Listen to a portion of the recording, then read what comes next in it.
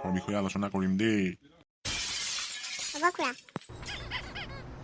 পানী আছে, মাছ নাই, জংঘল আছে, বাঘ নাই, উত্তৰটো দিয়াচোন তোমালোকে। খুৰা এইটো নাৰিকল হয়নে?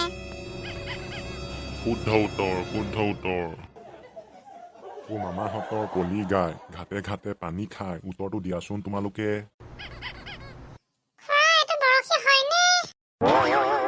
শুদ্ধ উত্তৰ। তোমালোকে দেখোন বহুত জানা। মই আহিব লগা দিনকেইটাত তোমালোকক কুইজ প্ৰতিযোগিতাত অংশগ্ৰহণ কৰাই দিম। ধন্যবাদ খুৰা। আৰু এটা প্ৰশ্ন সুধিছো, ক'বাচোন দেই। মাক লতা পতা পুতেক বগা ডমৰা, কি বাৰু উত্তৰটো?